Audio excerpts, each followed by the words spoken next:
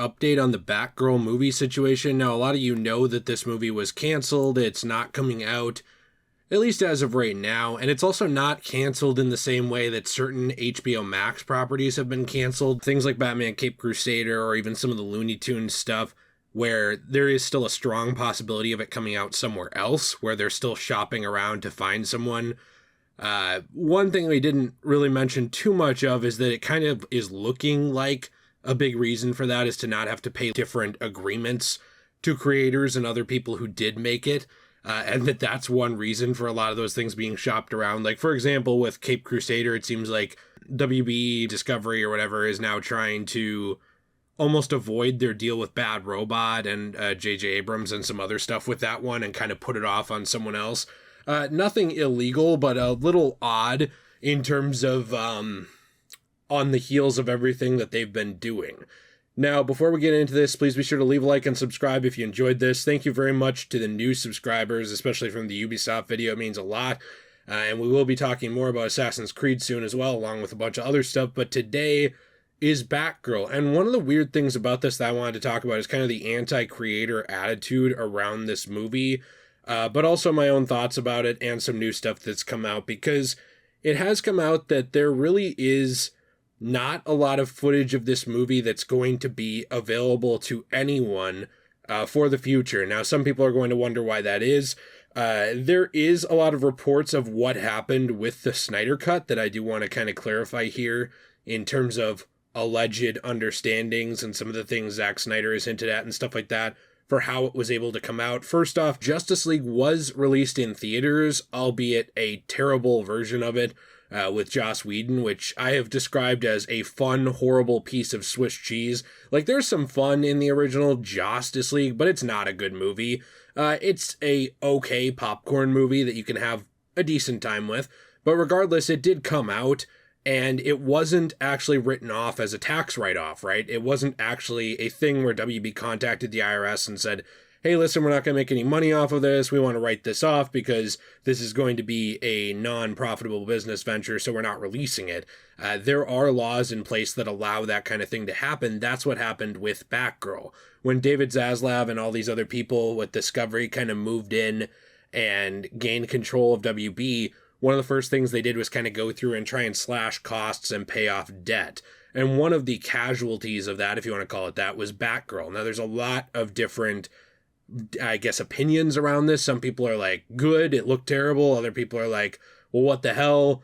I didn't think it looked great, but it deserves to come out anyways. It was almost done. And then there's other people kind of in the middle like me where it's like, I was never hyped for Batgirl at all. But I like Keaton and Leslie Grace seems like a good actor, and a nice person. So I was kind of like, I'll probably watch this. And it's just not happening because it has been written off for those tax purposes. But cut to today, we've finally gotten new information over the past couple days, kind of going along with this movie, where both of the directors were actually talking in an interview and talking about what happened with Batgirl. And it came out that they don't even have footage of this movie themselves. They were asked essentially if they had any footage on their own of the movie, and they both said no, and that the studio had blocked their access to the production servers. This goes along very perfectly with what we talked about with a lot of these other properties that are being canceled or moved out. Usually the creators aren't even being told right away. Apparently both of these creators were not even around at the time that the decision was made. Not that it was their decision anyway, but they were borderline locked out of the building when it came to this movie. It was just kind of a thing where they wanted to look at it. And I think that what they had wanted to do was record a couple of the scenes on their phone just to have it for themselves, because you have to remember these people spent thousands of hours making this movie. And they were just like, hey, let's record like one of the Michael Keaton scenes so that we have that on our phone just to be like, hey, look, you and I made this, that kind of thing. Not like, let's leak it to the public. But they were blocked out of the production servers entirely, essentially like, pack your bags, get out of my office, J. Jonah Jameson stuff. But without being told, it just happened. And it's not surprising with WB, but it is interesting because regardless of what people think on this movie, it was pretty far along. However, it wasn't finished. Like they went on to say, there were no VFX in this movie so far. and they still had to shoot a couple of scenes, but other than that, it was pretty far in. It had some placeholder music too, so the soundtrack had to still be implemented, which it was worked on heavily. And it's worth mentioning, they had to pay all these people already. This movie was already paid for.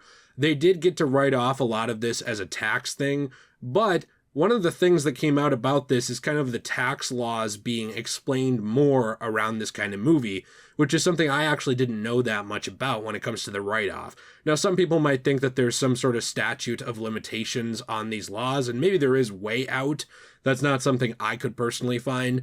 But in a lot of the interviews and also the Hollywood Reporter kind of breakdowns and stuff like that, they got a little bit more into the laws in ways I think we can all understand that I find interesting, which is that it's not really like a statute of limitations type thing as much as it is you going to the government and saying you will not release this movie because it's losing money and it's not going to be profitable. But because it's unclear how much a product might make or lose over its lifetime as it hits cable and other platforms, over the course of its life, which is not its just original release, this also means that a studio will not get the full tax write-down immediately on a money-losing project, but they will get a certain percentage right away and the rest over a period of years. They would actually then have to go to the IRS, to my understanding in terms of all the breakdowns, and essentially you would have to say, like, you know what? We actually want to give you back your money that you gave us, your tax write-offs. We're going to pay those taxes now later on,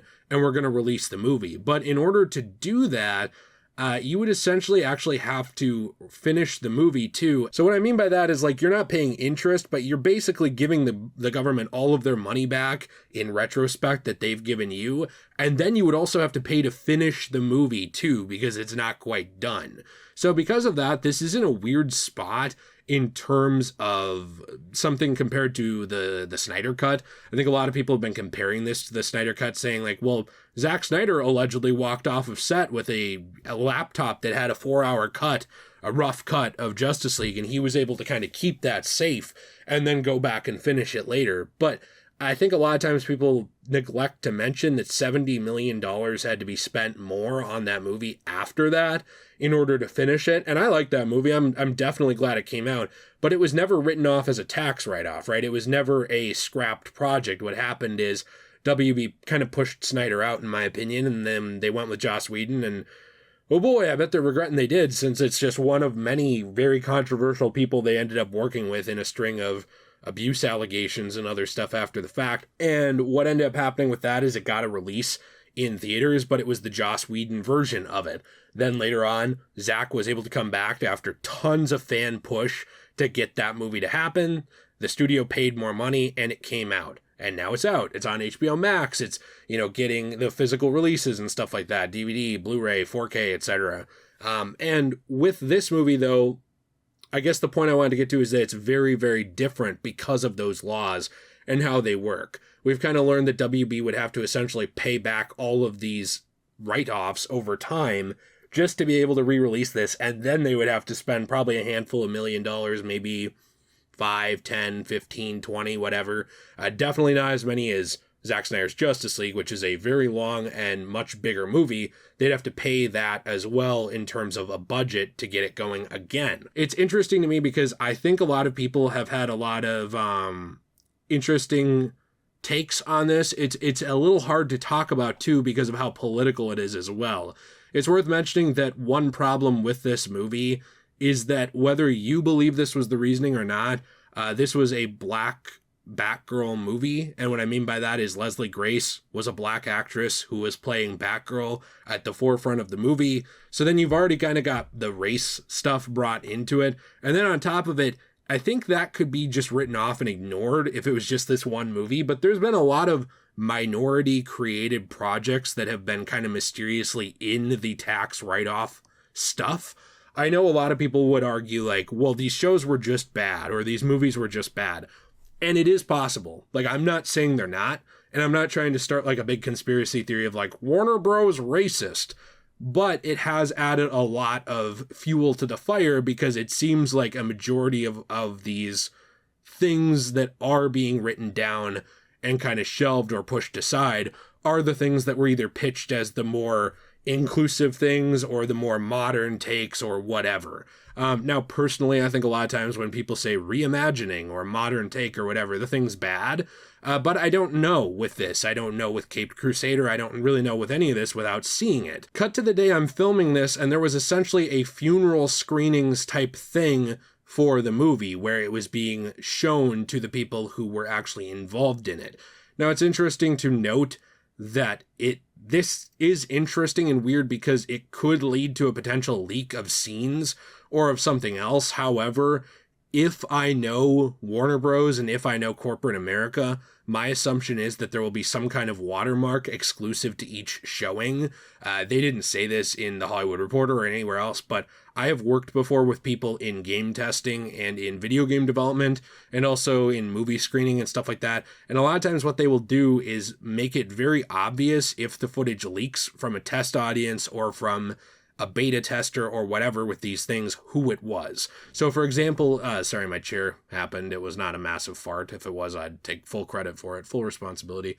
But a lot of times what will happen is you'll have like a game tester and they'll be playing a build of a game, but in the corner, it'll say like XQR3 with like a weird symbol. And XQR3 happens to be only on their copy of the game. So if footage leaks online and XQR3 is there, it's very obvious who leaked it, right? A lot of times this happens with movie screenings as well, where there's something that can distinguish it so that you can catch whoever did it. And if it is released, there could be a whole lot of trouble legally for the person who does leak it. First off, it's worth mentioning that it wouldn't even be the movie you want to see anyway, because it has no VFX yet.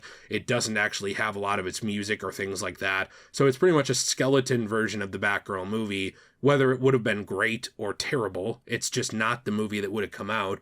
But also, it's worth mentioning too that because of this, it would actually basically kind of violate those tax write-down laws. So if I were to say work on this movie and I used a body cam type thing and snuck out footage of it, yes, it could get out to the public and it would always be out there, but there would be a very quick lawsuit coming my way, probably of millions of dollars minimum, in terms of leaking that movie and violating this tax law and violating other policies with Warner Bros. Themselves as an employee. If the creators of it themselves, the directors Adil El Arbi and Bilal Fallah, cannot even get footage of it themselves easily and keep it themselves, and they were locked out of the servers, you can bet that basically Warner is kind of being careful with this and making it a very hard thing to leak. It's worth mentioning that even now there was previously some things with this, and it's mentioned in this article, which I think is a really good read if you want to read it. It's in the description down below. But about some unreleased WB content, HBO's first Game of Thrones spin-off pilot, Blood Moon, was an hour long, and not even George R.R. Martin, the creator of, Game of Thrones, has seen it. It's just locked away in terms of WB. I don't want to say in the WB vault, like Disney used to say pretentiously, but it's locked away and it's kind of under lock and key. I'm unsure if they would destroy the footage, considering they didn't with something like that Game of Thrones spinoff. However, I think it would be a long, long time before people saw this kind of stuff. And with the current attitude at WB Discovery and all of this, with trying to write these things off and get rid of them, it doesn't really stand to reason that they would want to actually violate that in any way, even a year or two down the road. However, fan feedback and push did lead to the release of the Snyder Cut, so anything's possible. And as a final note, I find it interesting, this one is just a rumor. There is no confirmation on this at all, that's why I didn't start with it.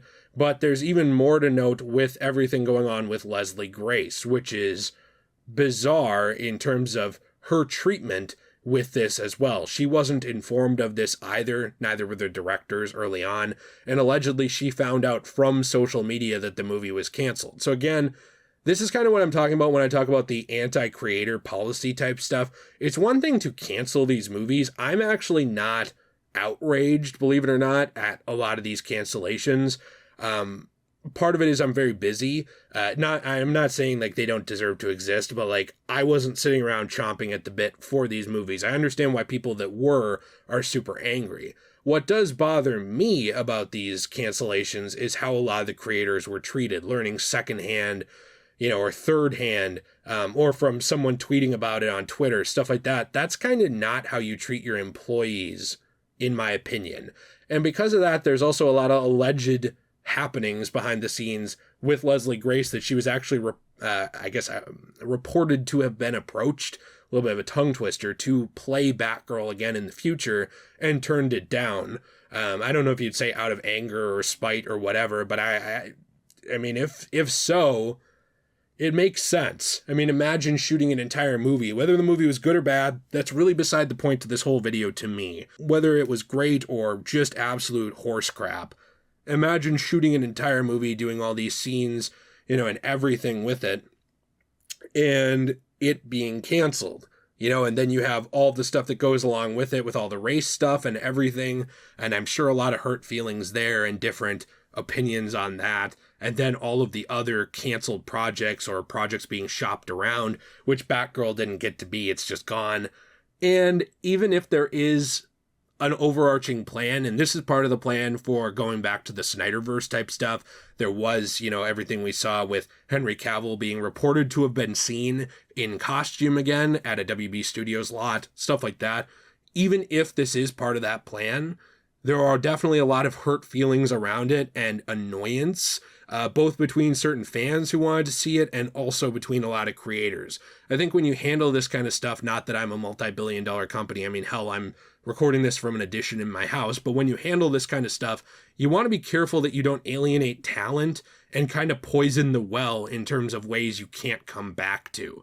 I think the least Warner Brothers could do, or David Zaslav or whoever's making these decisions could do, is let the creators or creatives know that it's not happening, before it's tweeted about by a major news outlet. But here we are, that's not happening, and neither is the movie, at least for the time being. So I'm interested to hear what your thoughts are on it.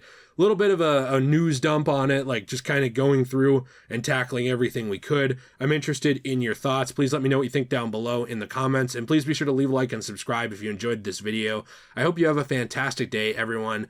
And also, huge thank you to some of our patrons, including Seth and The Dark Nightmare. You guys are very, very awesome. And finally, last but not least, my wife Jill has started a new website where she's going to have all of her jewelry and also customized pet paintings, along with comic book type, or comic book inspired, I should say, products as well. We're helping kind of like repurpose and recycle and reuse things that we're going to be gotten rid of in terms of comic books and stuff like that, and turning into some new art and stuff like that. So I hope you'll check that out. Have a fantastic day, and as always, everyone, stay shway.